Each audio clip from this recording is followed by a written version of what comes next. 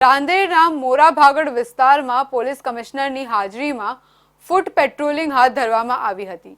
Surat police અસામાજિક તત્વોને કાયદામાં રહેશો તો ફાયદામાં રહેશોનો સંદેશો આપી રહી છે।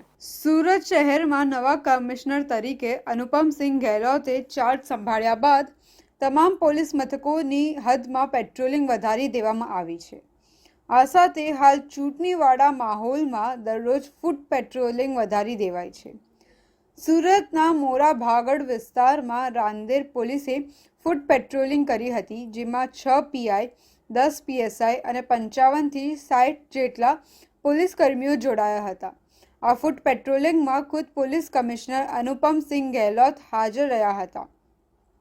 સુરત શહેરમાં ગુનેગારોને ડામવા માટે તેઓને સુરત પોલીસે કાયદામાં રહેવાનો સીધો સંદેશો આપ્યો છે અને આવનારા દિવસોમાં પણ શહેરમાં ચુસ્ત બંદોબસ્ત યથાવત રહેશે। અત્યારે 7 તારીખના રોજ આપણા સુરત શહેરમાં લોકસભાના ચૂંટણીના નવસારી સીટ અને બારડોલી સીટોની કુલ અમારા 1600થી વધુ જે બૂથો ઉપર जो चुनाव प्रक्रिया है एना ध्यान में राखीने खूब सारी रीते અને शांतिमय पूर्ण जो है अपना बंदोबस्त पूर्ण थाय, लोग जो अपना मत जो है बिना कोई भय वगैरह नाखे एना ध्यान में राखीने शहरना छेल्ला जो है 2 અઠવાડિયાથી अलग अलग विस्तारों में खास कर जो एवा पॉइंट ज्यादा વધુ अवर जो लोग रहती हो त्या जो व्हीकल चेकिंग और पेट्रोलिंग राखवामां आवे छे।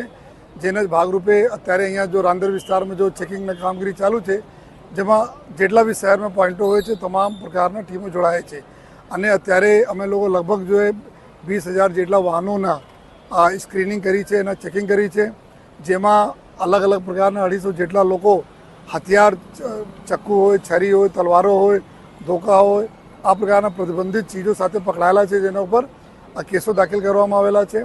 સાથોસાથ જો હિસ્ટ્રી શીટરો અને તડીપારવાળા અને એમસીઆર કાર્ડવાળા ટપોરીઓ આ બધાના ઉપર જો અટકાયતી પગલાઓની બી કામગીરી ચાલુ છે।